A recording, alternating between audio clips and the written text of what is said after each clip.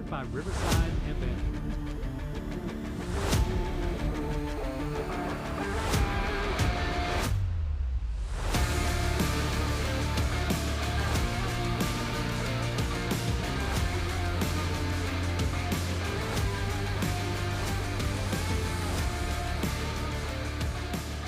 Welcome to Futures Focus, talking all prospects all the time across all the levels of the game. Brought to you by Prospects 1500. My name is Jeremy May, and I am again joined by Sean Kernahan, our MLB draft and amateur player expert over at Prospects 1500. This is part 2 of our MLB draft recap with Sean. Last episode, we went through top 15 picks. At this point, we're going to dive right in because we ran long then, and I have a feeling that as much as I geek out about this stuff and as much information as Sean has, we may run long again. But again, if you missed the first 15 picks, stop what you're doing right now. Go back and listen to the previous episode, then come back and pick up because there's a lot of meat there. You do not want to miss it, and you definitely want to hear Sean's picks on those top 15 guys. So, all that said, we're going to shake the format up a little bit, Sean, because I want to leave a little bit of room at the end for some more thoughts of yours, and because I've got some questions to pick your brain too at the end. Love it. Okay? So, I think what we'll do, we're going to go 10 picks at a time. I'll read through it, and then Sean, you rapid fire, or however you want to do it, you let me know what players we need to talk about, what we want to do, and I have a couple of notes in here about guys I want to hear about, and I may ask you about them too. So, Perfect. If you're down, all that said, I'm going to start with pick 16, Minnesota Twins, selected Merrick Houston, a shortstop from Wake Forest. The Cubs then at pick 17 picked Ethan Conrad, an outfielder from Wake Forest, back-to-back Demon Deacons. Pick 18, the Diamondbacks selected Kason Cunningham, another high school middle infielder out of San Antonio, I believe, Texas. Pick 19, Orioles, Ike Irish, an outfielder catcher from Auburn. Pick 20 was the Brewers, Andrew Fisher, corner infielder from the Rowdy Tennessee Volunteers. Pick 21, Astros, Xavier Nayens, shortstop, third base, high school kid out of Washington. The Braves took Tate Southescene. Southescene. Okay, Yep. Thank you. I have in the notes that he was a shortstop / outfield. I'll let you. That seems like a wide range, but another high school kid from the Las Vegas area. Royals took Sean Gamble. Another infield / outfield kid from IMG Academy. At pick 24, Tigers took Jordan Yost, another high school shortstop from Florida. And to round out this group of 10, the San Diego Padres took Cruz Schoolcraft, a high school lefty from Oregon. So I have some thoughts here, but Sean, you get the floor because you will probably already talk about the things I want to talk about anyways. So you have the floor, sir. Cool. So let's just jump through. I'm just going to pick 2, 3, 4 guys in each of these groupings to dive into. And like you said, a little bit more rapid fire than that last one where we went, deep dives on each guy. I'll start with the Diamondbacks. Kason Cunningham. He was the best overall hit tool in this class for me. I had him as a top 10 guy. There's some questions if he sticks it short. The hit tool is real. I like what the Diamondbacks do with prep hitters. Great fit. Legit tool. The power is fringy at best, but the dude's a ball player. Ike Irish going to Baltimore. He was a guy that was consideration for a top 10 pick in the draft. He's got... If I were to place a bet on the first college bat, as you were talking about the college bats earlier on the last episode, Ike Irish is probably the first college bat to make it to the big leagues.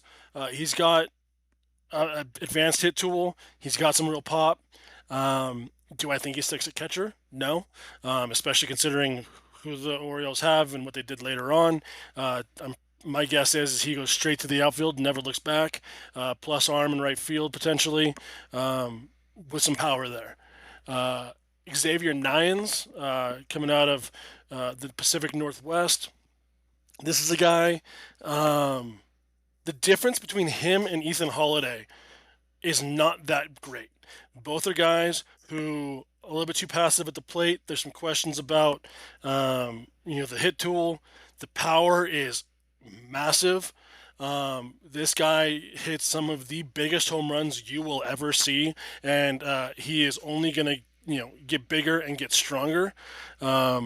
He 6'4", 210. My guess is he gets to that 230-ish range as he fills out. Got a plus armor at third base. I think he sticks at third base and puts up huge power numbers. And then the last one I really want to dive into, actually, no, let me just touch on South of Scene since you brought him up. I'll just say this with him. Shortstop or outfield, doesn't matter. I think he plays either way. The Southocene family is ridiculous. Ty Southocene, his older brother, is currently in the Cubs organization. Another brother, T, is playing for USC. And next year when we do this, we'll be talking about his younger brother, Troy. Yes, basic high school in just outside of Vegas. The Southocenes are essentially royalty there because they are just turning them out there. But to me, the most exciting guy here, it's hard not to love a 6'8" lefty in Cruz Schoolcraft. He's got a fastball that's already up to 97. Like I said, he's 6'8". He's got one of the best sliders, possibly the best breaking ball coming out of high school. He's got a solid changeup. Command needs work, but the dude's 6'8" and he's 18 years old. Yeah, he's doesn't have the greatest command of his body yet. It's going to lock in. I think I think Schoolcraft is an absolute beast in the making. So you've hit on a majority of the guys that I wanted to talk about in this grouping of 10. Ike Irish, I just loved that with him going to the Orioles. That just seems like such a cool fit to me. The Orioles do a great job developing. I liked Ike Irish. I figured at 19 that seems to be quite a drop to me. The Orioles had to be pretty happy with that. A player I wanted to get your thoughts on a little bit, the Cubs selection of Ethan Conrad. Give me some thoughts there. I mean, it seems like I love the upside of him. Yes. There was some injury with him, yes, this year. Correct. Shoulder injury, I think shoulder surgery. If he had stayed healthy all year, we may be talking about him. I mean, you saw what happened to the college bats, but more in the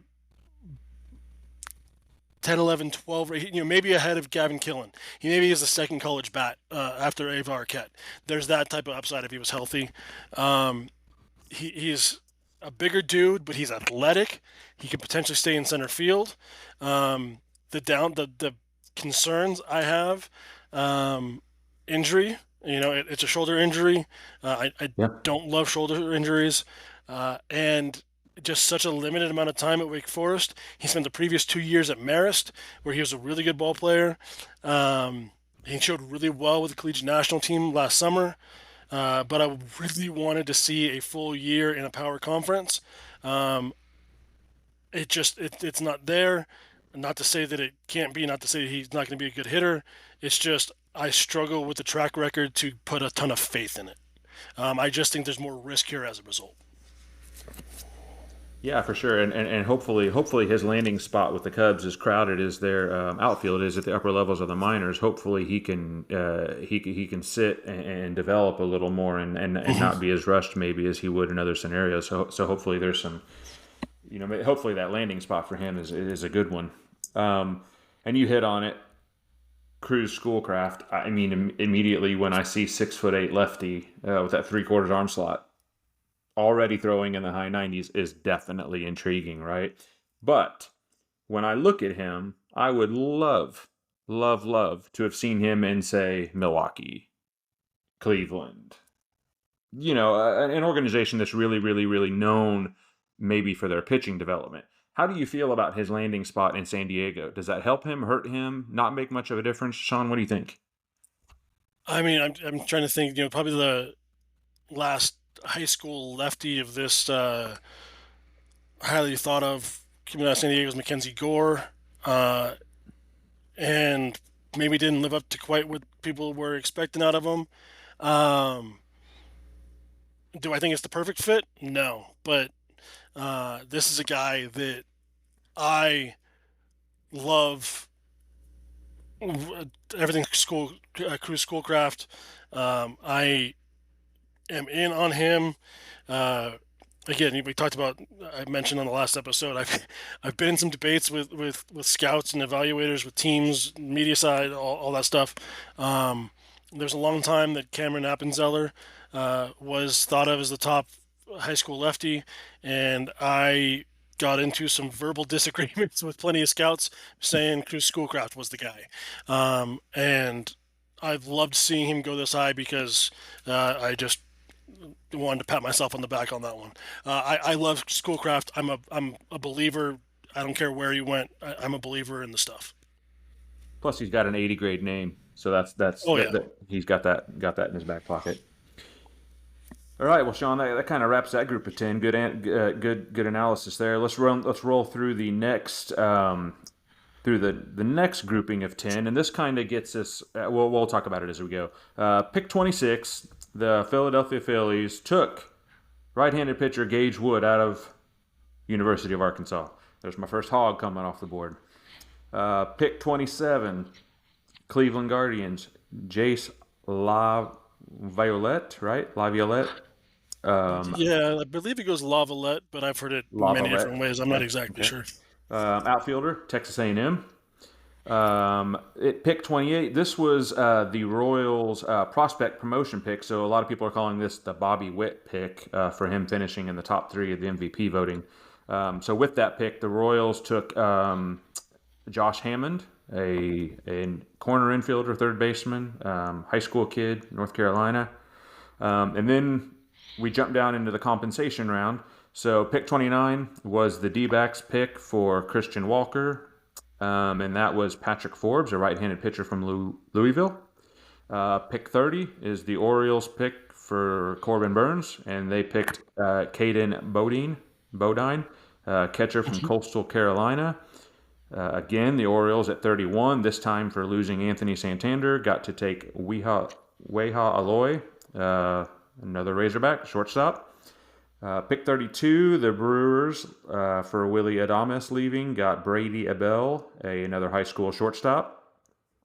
And then pick 33 started the competitive balance round. And something I learned about the competitive balance round that I thought was interesting, the Yankees, Mets, and Dodgers all received a 10-pick penalty, which dropped them down into this competitive balance round. I think I knew that in the back of my head, but that was interesting when I was looking. It's one of those weird ones where picks 38, 39, and 40 are first round picks that actually split up competitive balance A picks. It's nice and confusing. You gotta love it is very confusing. It is very confusing, but I found it interesting kind of reading through that, and I thought I'd throw that out there for the listeners. But so the first 3 picks of that competitive balance round will round out our next grouping of 10, and that would be pick 33, the Boston Red Sox, which they actually acquired from the Brewers in the Quinn Priester trade, was Marcus Phillips, yet another Tennessee Volunteer, a right-handed pitcher.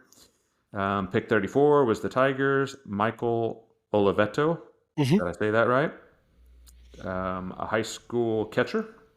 Correct. From New York. And pick 35, rounding out this grouping of 10, the Mariners took Luke Stevenson, a catcher from North Carolina University. So, Sean, take off. All right. I have a feeling I know we're going to come back to add a couple of these afterwards. So let me just jump into the ones I know you're not going to be bringing up. Jace Lavalette, coming into the year, genuine 1-1 candidate. He and Texas A&M really struggled this year. The stiffness in his swing is so hard to watch. It looks uncomfortable. But the dude has light tower power. There's talk about him playing center field. I think he's more right field. But Lavalette is a guy who when he makes contact, can absolutely crush it.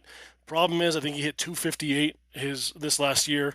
The track record of uh, you know college guys who hit under 260 and have successful Major League Baseball careers are practically none. So he's got an uphill battle on that one. Josh Hammond, you mentioned this being the pick they got for Bobby Witt Jr. Being in the, I think it was top five of the MVP candidate voting. Yes, correct. Hammond is a guy who, coming into the year, was a right-handed pitcher and third baseman, is what a lot of people thought. He actually, for his high school team, chose to move to the bullpen because he wanted to be their everyday shortstop and just be the guy at shortstop. He showed a ton of athleticism. And absolutely mashed on my side over at 3/4 slot. This is one of the picks I got right in my mock draft. And I said, does in another organization, does he stick it short? Possibly. But the Royals have Bobby Witt Jr., who, by the way, he's the reason they got this pick. So Hammond's going to move over to third base where the power's real. I think I really like that fit there. He's athletic for a guy who's going to end up at third base. He's got power. I like that one. Brady Ebel, his dad is Dino Ebel, the third base coach for the Dodgers. I mentioned earlier about I think it was in just the last section when I talked about Tate Southern's younger brother. Troy going to be the conversation next year. Brady Ebel's younger brother, we will be talking about next year as well. Trey, so Troy and Trey there. And by the way, the third player drafted out of the Corona High School in California, Seth Hernandez, Billy Carlson, Brady Ebel, all coming off in the first-ish round here. Oliveto, we'll talk about later as one of the reaches. But go ahead, ask your questions about your two guys. So this is not an Arkansas Razorbacks podcast, so I'm going to resist my urge to talk about Arkansas Razorbacks. Well, then, too bad, because I'm legit. I genuinely saved my spot for those two guys. Because, tell me, is this good? A 19 strikeout no hitter in the College World Series? I mean, I think that's pretty decent, right? And he was one pitch that got away from that game being a perfect game, right? And the best part, and we're talking about Gage Wood here that went to the Phillies. And in the post-game interview, one of the first things he said in that interview was, "I shouldn't have hit that guy." Yep. That tells you the competitor that he is too. Yeah. Yep. Yeah, as a Hogs fan, obviously I'm going to be rooting for Gage Wood. Love it. Love the story. Wehel Loy, Golden Spikes winner. You love that. I have since I've seen it all year firsthand, I do have serious questions with his hit tool against more advanced pitching. Am I wrong in thinking that? No, it's that, and the questions about whether he sticks it short are the two things. To wrap up Wood real quick, Gage Wood, he's got a limited track record on the mound just because of injuries, so injury risk is another thing with him, but he's got as good a fastball as anybody in the class. Wahiva Aloy, shortstop, he really improved this year. I think he actually can stick it short, but there's still some question. The hit tool, there's some question there, but it's genuine, plus raw power, that if you get an infielder with plus power potential this late, it's hard to argue. Oh, for sure. Going back up to the top, you talked about Jace Lavalette from Texas A&M. Is that is so not a Guardians pick, right? Like the Guardians, what do you always think of? That they go after pitchers, or they go after light hitting middle infielders that have a great hit tool. Jace does not fit that at all. Total draft change for me, right? Like, am I wrong in thinking that? Is this a change in them? Are they trying to look for look to No, supplement some of here's the that, or weird thing. If you were to say kind of profile, who does he comp best to as far as, just some hit tool concerns, where in the outfield he's going to play, uh, dealt with some injury. His was a broken wrist at the very end. That was kind of a freak hit by pitch thing. It's not too incredibly dissimilar to Chase the Louder. okay. So if it wasn't for the Chase the Louder selection a couple years ago, yeah, I'd say this is completely out of the Guardians' norm. But it's not. It's a it's not too dissimilar a profile. If he gets anywhere close to what Chase DeLauder's potential is, that could be a pretty nice grouping of corner outfielders. Problem is, both of these guys have a ton of potential, but there's a ton of questions. The For Louder sure. with the ability to stay healthy, Mhm. and Lavalette, will he hit enough? For sure, for sure. Okay, so this is a selfish question to round out this group of 10. As someone who plays in a lot of deep two-catcher dynasty leagues, I look at this grouping of 10 and I see it pick 30, Caden Bodine to the Orioles, a college kid. Mm-hmm. Pick 35, Luke Stevenson to the Mariners, a college kid that's a catcher. I pretty much throw out high school catchers, but there's one sitting there from the Detroit Tigers at 34, Michael Oliveto. Yep. If I'm looking to supplement my two catcher leagues, minor leagues, which of these three am I going after? Oliveto's the third of them, so we'll just put that aside. Okay. And I hate to hedge bets here, and it's going to come down to it depends on what you're looking for.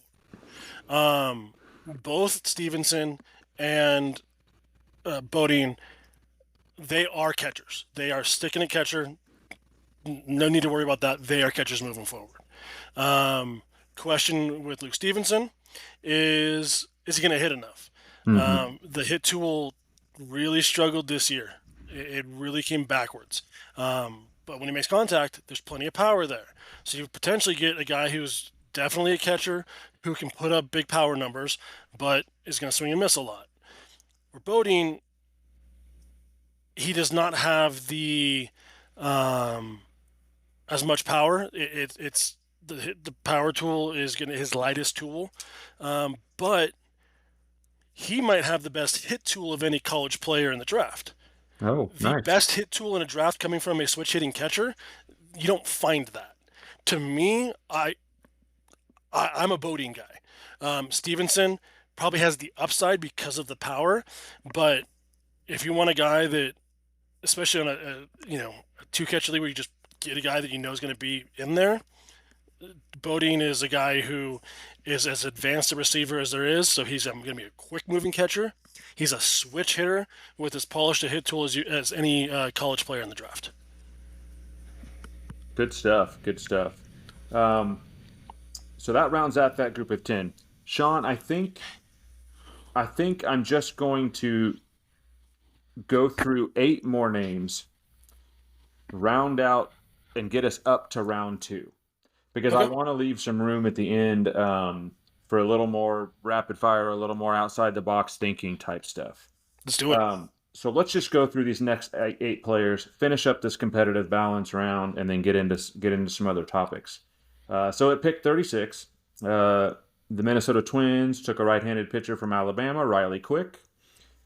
Pick 37, and I had to include this one because this is a pick of mine that I love. The Orioles, which acquired this pick from the Rays, The Thursday before Slater the draft. DeBrun, a high school outfielder from Oregon, I believe, up north. Yep. Pick 38, the Mets, Mitch Voigt. Now this says a two-way player from He Michigan. was announced as a two-way. Yes.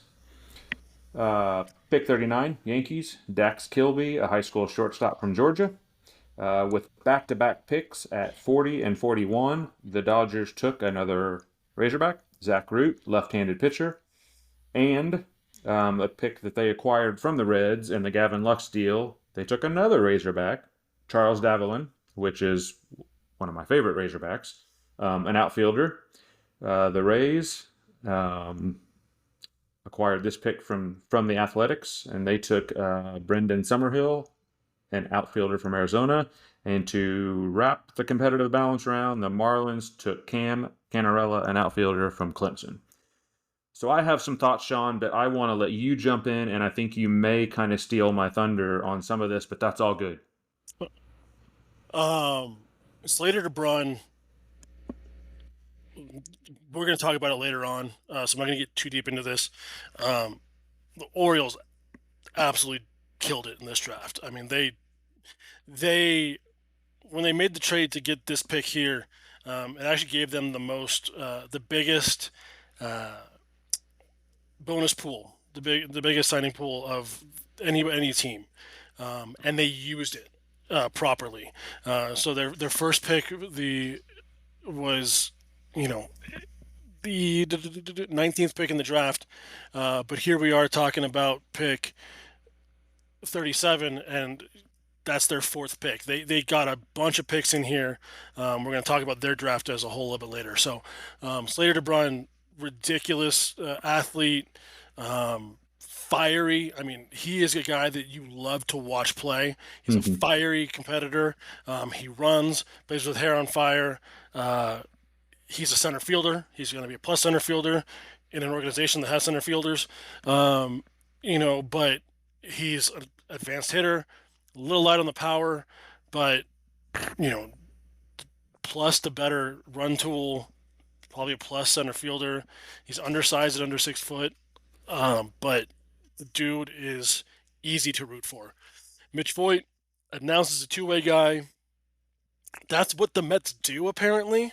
Nolan McLean Yeah. was announced as a two-way guy when he was drafted. Carson Benj was announced as a two-way guy when he was drafted, and here's Mitch Voigt announced as a two-way guy as he is drafted.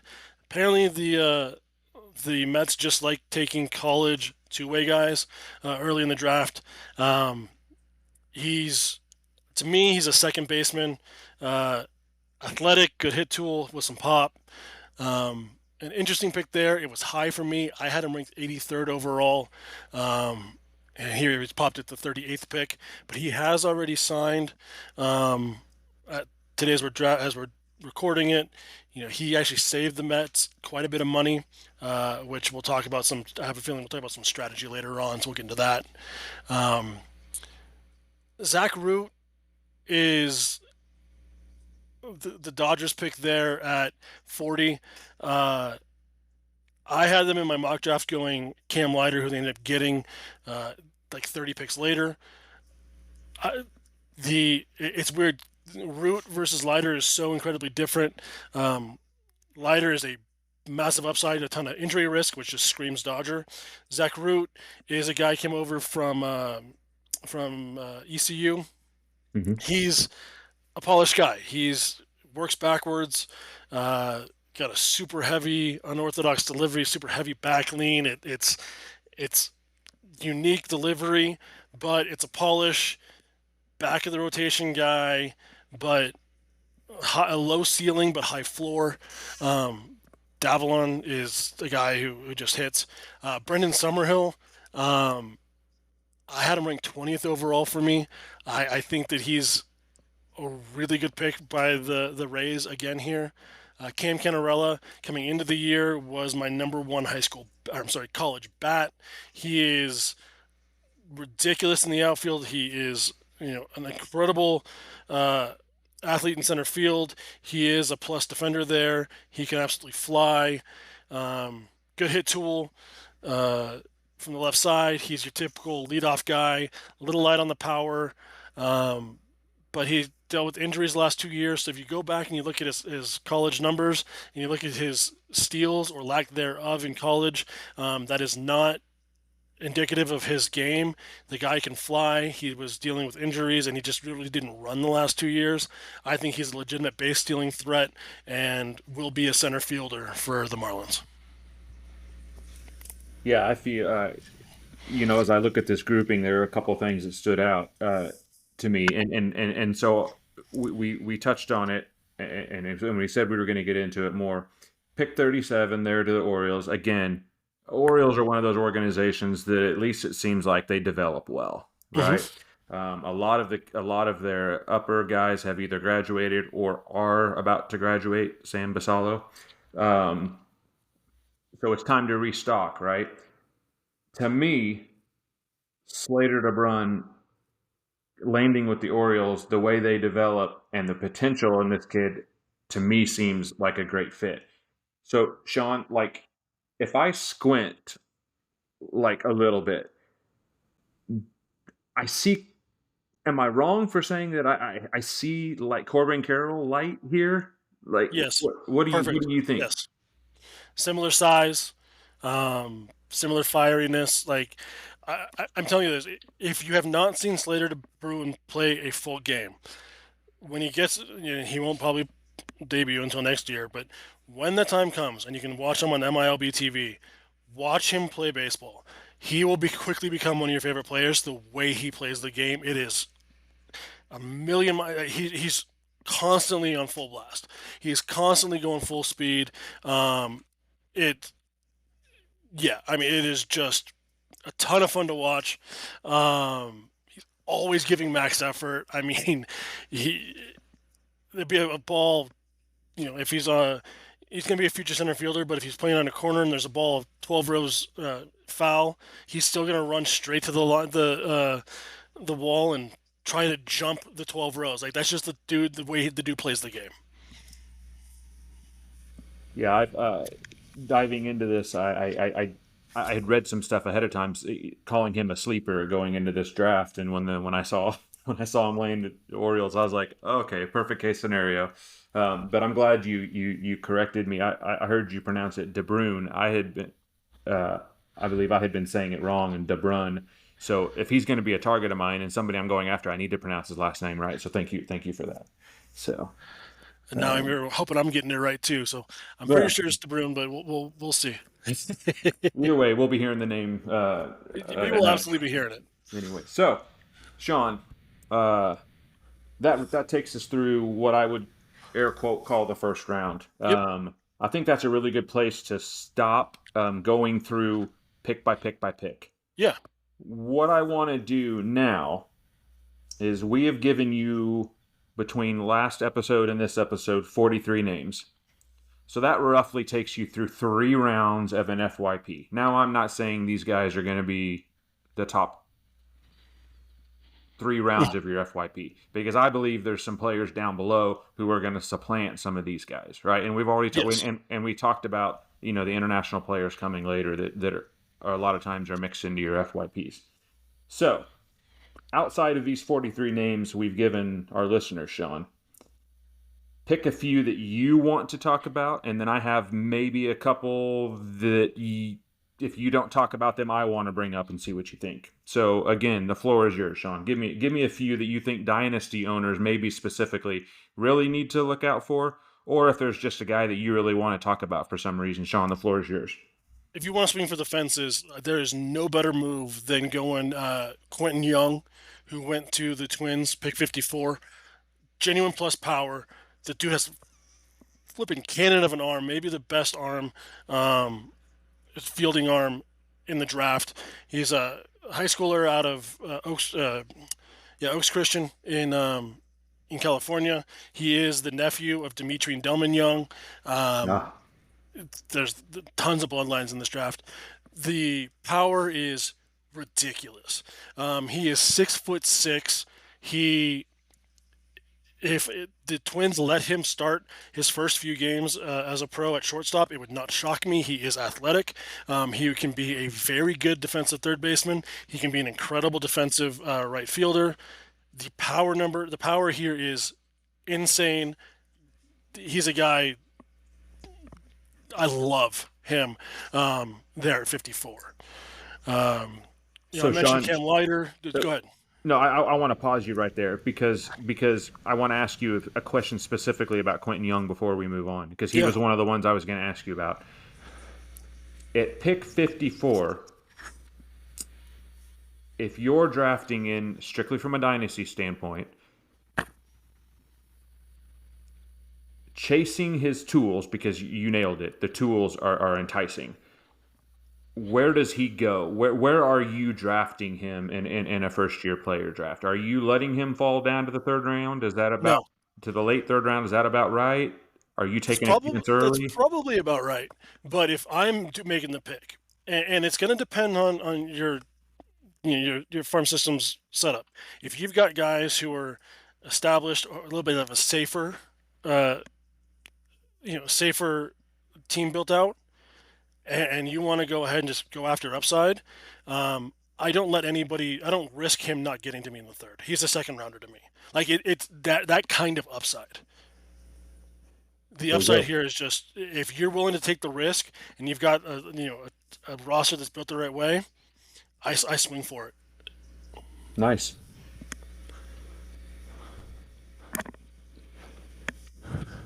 All right. Any other names you want to throw out there, Sean? I mentioned briefly earlier Cam Leiter going to the Dodgers. The dude hasn't basically pitched in 2 years, but the stuff you could argue he has the best curveball, the best slider in college baseball when he's healthy. Yes, he's from that Leiter family. Uh, so you can argue the curveball is not one of the best. The slider is one of the best in college baseball. The fastball is one of the best in college baseball. The curveball flashes plus. I mean, the stuff is insane. He just can't stay healthy. So that is a huge risk, huge reward type of guy. Um, of course, I'm sitting here and there's another Baltimore guy up at 58, the Joseph Jirwa. I'm going to get deep into the Baltimore later on, so I'll skip that one for right now. Dean Curley falling to Cleveland as I'm bouncing around a little bit. Apologies there if you're trying to follow along on a draft list. Dean Curley going to Cleveland at 64. Here's another college bat goes to Cleveland with questions. I mean, borderline, if not there, yips defensively down the stretch for Tennessee. It was hard to watch, Mm-hmm. but the pure talent that this dude has, it's power, power, power, crazy strong arm, legit pop in the bat. He can hit. If he can shake off the defensive woes he was dealing with, which creates a ton of risk. Don't get me wrong. You said earlier, I don't remember if it was this version or the first last week's podcast that defense does matter in fantasy because it does help drive playing time. Defense could hurt his playing time, but the bat is real for Dean Curley. Nice. Yeah, for sure, for sure. And as a Cardinals fan, I want to ask you about their second pick of the draft, really down all the way down to pick 55. Uh, Ryan Mitchell, an outfielder, I believe, a high school kid from Tennessee. And I'll be honest with you, I didn't know much about him. And of course, when my team drafts somebody, I want to hear about him, right? And I want to read into it. What I'm hearing, I mean, I'm kind of excited. Am I right to be excited with that pick? Like, it's very intriguing to me all of a sudden. Yeah, he was some late buzz about him potentially going into the back of the first round. Yeah. Um, the arm, I think, is enough for the left side. Um, it's athletic, easy. He's athletic. He's got easy bat speed, smooth actions in the field. I think he plays it short. There's low effort to the swing that does tap into some power. Projectable frame. He can get pretty. He can put in some healthy hacks, but the overall hit tool is really good. Um, yeah, you have the right to be excited in a class of 3 million different high school shortstops or middle infielders. This class was. He was down my list, you know, on that list of them, but just because there was so many of them. But in another year, you're talking about a guy who is the fourth or fifth best high school shortstop instead of the 10th or 11th. Nice, nice. Well, Sean, as you and I seem to do, we get long. Uh, but I want to make sure I want to make sure and get in one last little segment here before we sign off on this. Um, and getting into that, I want to talk about not necessarily grades, right? Because I think it's way too early to give draft grades, right? but maybe give me a couple, two, three, whatever you think, teams who won in the draft, okay? And then maybe give me a couple who, air quotes, lost. Again, knowing that it's way too early to grade on this, but I think this will kind of get you into some of the strategy and stuff you hinted at too. So maybe give me a couple teams who won, a couple teams who lost. Give me some thoughts globally on the teams as a whole. Yeah. So, for full transparency, we're recording this on the evening of July 17th. The Yeah. signing deadline is 11, just shy of 11 days away.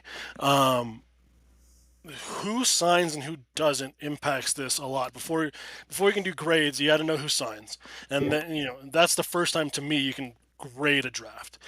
But when I look at how a draft went, until we know the signings, I basically look at it as everybody drafted in the top 10 rounds, they're gonna sign after round 10. I'm not counting on until I hear the deal has been made. So when I'm looking at this, I'm looking purely at the top 10 rounds, and there's going to be guys outside the top 10 rounds that end up being legit dudes. So let's just look at the drafts in the top 10 rounds. I've said it before, I've said it again, I'll say it again and again. The Baltimore Orioles, it is hard to argue that they did not have the best draft. You've got Ike Irish. They got him at 19. I had him ranked at 16. We talked about some of the best hit power hit combo there. Caden Bodine. Got him at pick 30. I had him ranked 23. Best hit tool in college baseball, switch hitting catcher. Wahiva Aloy, I was high on him at 14. They got him at 31. Slater DeBrun at 28. I had him at 28. They got him at 37. Joseph Jurwa, I had him ranked 56. The lefty out of Michigan State. They got him at 58. JT Quinn was a reach for me. RJ Austin was a pretty close to the right range. Going down into the fourth round, Colin Yeaman out of UC Irvine. The dude can hit the ball hard. He's got some power. I don't think he's a shortstop, probably a third baseman, but there's pop in this bat. I had him ranked 87. They got him 124. I mean, the Orioles absolutely dominated this draft. And again, they made a trade the Thursday before the draft. So 3 days before the draft happened to get an extra pick that turned into Slater DeBrun and added more money into their pool. They're going to use that to get these guys. You would not be able to get Irish, Bodine, Aloy, and DeBrun without getting that extra money. They're going to go ahead and move some stuff around. You're going to see them get creative with the signing bonuses and things like that. And because of that trade is what allowed them to go after it like that and really hit it out of the ballpark on that one. Love it. Can't agree with you more. Can't agree more. The Orioles seem like they tore it up. Mm-hmm. And I love hearing the strategy aspect of it because again, like we talked about the previous episode, in the MLB draft more than any other professional draft, you gotta think dollars. You gotta think, Yep. Who's going to sign, who's not going to sign, that kind of thing. So that's great insight. So another team with that, and it was a strategy move. And again, it's hard to say, hey, you had the number one overall pick and you kind of surprised some people and you still had a great draft. Eli Willits, like I said last week, I still think he was the top of the Nationals board. But again, when we're recording this, by the time this comes out, the signing bonuses will be announced. I'm going to go ahead and project that even if Eli Willits sets a new record for the highest signing bonus ever out of the draft, they'll still save $1.7 million on that pick. They've already signed up rounds 6 through 10. At Boston Smith signed for $50,000. Everybody else $10,000 or $5,000. So they saved $1.25 million in savings between those rounds.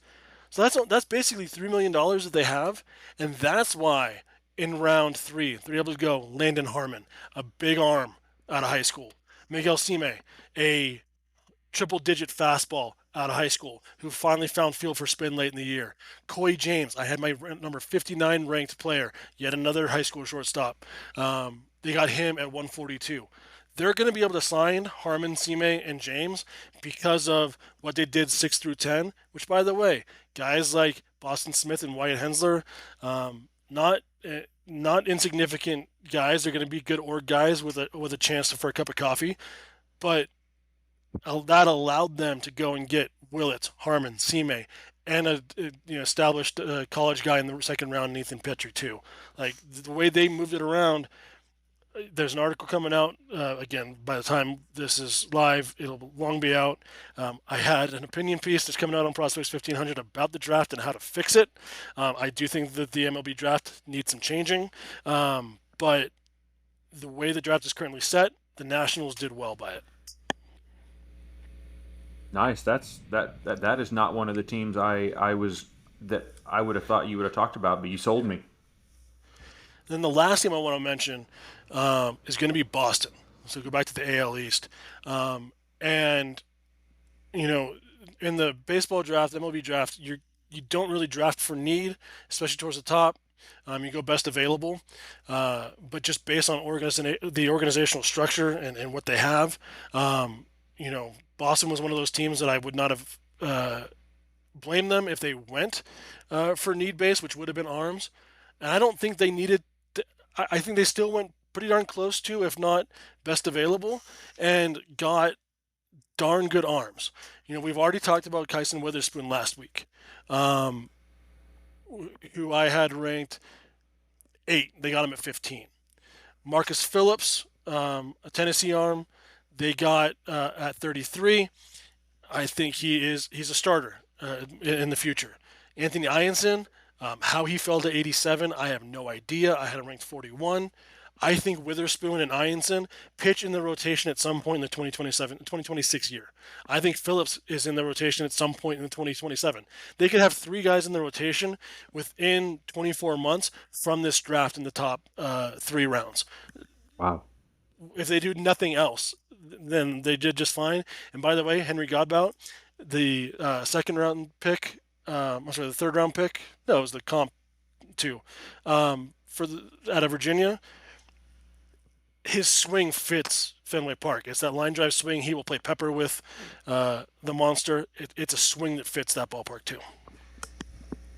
Yeah, that was their compensation pick for Nick Pivetta. So that's Yep. a pretty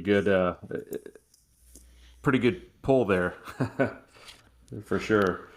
All right, so I hate to say lost because it's way too early, but maybe we'll reframe this. Sean, who left you scratching your head, or who could have done better, you think? It's easy to say it, just because the scratching the head is the one, and it could turn out to be great. But Detroit Tigers, they went Jordan Yost at 24. 24. Mm-hmm. Yeah, 24. Yeah. Let's see here. That was, I had him ranked 67. Oliveto went at 34. I had him ranked at 130. Now Oliveto was flying up boards coming those last couple of days, so I knew I was low on him. And there are some scouts who think he's a legitimate starting catcher. I'm not there yet, but Yost and Oliveto didn't make a ton of sense to me. Malachi Witherspoon is a good relief arm. Ben Jacobs could be a number 5 starter. So I was sitting here waiting for the big upside pick for the money that they saved, and it never came around. Nick Dumanil at round 8, he was at one point a first round guy. That maybe helps out. And then River Hamilton in the 11th. I'm guessing there's going to be savings up at the top. So if they're able to sign him and Ethan Rogers in the 18th round, again, 2 guys outside the top 10, not banking on signing, but if they can sign an Ethan Rogers and a River Hamilton, then it will be less head scratching. But as we sit here at the day of recording, the Tigers confused me on that one. Yeah, and that's an organization that I hold very high as far as what their current prospects are. So that's kind of it's kind of deflating to look at what they have in that system and maybe potentially think that that maybe this draft was a down one for them. That'd be kind of a bummer. Anybody else you can think of or want to mention there on that end of Yeah, kind things? of looking through it. So Go ahead. I'm Yeah. going to ask you a question. Um, the Braves. What say you on the Braves draft? I saw a lot of analysis that was kind of like, huh. I just kept hearing a lot of, yeah. They were the ones I almost just said as a team I didn't love, but at the same time, it doesn't look as bad as I thought in the moment. And this is going to be where it comes into play as far as the signings. Tate Southesine has signed. Let's see here. He signed for 1.3 million under. Then they Oh wow. got the Dick Hauser Award winner Alex Lodies at a $250,000 under slot. In doing so, they've moved that money around and have since signed Briggs McKenzie, who I had as my 51st ranked player. Briggs McKenzie went 127. Oh And then wow. they got Connor Essenberg signed as well. So they got some real upside with McKenzie and Essenberg. They wouldn't have if they went more, chalk on that South the Scene pick. And as we talked about last week, or was it this week? Yeah, it was this week. South the Scene he's a shortstop outfielder from a ridiculous baseball family. He's got great instincts. He can hit. I don't think he's a bad pick. I just don't think he was as high. I think 22 is too high for him. I had him ranked 40, but that allowed him to go out and get McKenzie and Essenberg that provide the upside that you need. And honestly, Essenberg is a guy who I like better as a pitcher. They have him listed purely as an outfielder. There was a game that he pitched, and Jack Bauer didn't end up getting drafted. The lefty that throws 103, Mhm. he homered off of Jack Bauer. He outpitched Jack Bauer in that game. I like Essenberg better as a pitcher, but Braves already announced him as an outfielder. Like, he's a legit dude. So that's a couple of guys that they got that changes the way I frame the Braves draft. Well, you've won me over, Sean, and in doing so, you've made fellow contributor Michael Kelly very, very, very happy with your analysis. I don't want Mike to think I'm kicking his Braves, so you have redeemed me on that. So, Sean, dude, wealth of knowledge. I mean, I could seriously probably do 3 more episodes and just pick your brain. I mean, this is awesome. But we are kind of up against it. Yep. So Sean, for the listeners that are as eager for more as I am, where can people get more of your information? Where can we follow you? Where can we get more things 2025 draft and get 2026 draft? Let people know where they can find you. And let's put a wrap on this. Yeah, so I mean, all the socials at Sean Kernahan. I contribute throughout the year here at Prospects 1500, where I'll do part of my lists and like I said, a lot of the college stuff. We're going to be doing the top 25s again next year. I look forward to coming on and just talking some college baseball throughout the year. I run my own site, threequarterslot.com. Starting on Monday of the draft. So day 2 of the draft, I rolled into 2026. Every single day, I have a new 2026 scouting report out. Tuesdays and Thursdays, I roll a 27, and believe it or not, on Wednesdays, so once a week, I do a 2028 report. So you'll get 10 reports a week from me over there. Yeah, I'm constantly watching. Like I said, I got about 120 hours of tape I got to watch already, and just more getting added to it. Man, that's insane. This podcast is called Futures Focus. You can't get any more focusing on the future than when Sean Kernahan is already talking about 2028. right?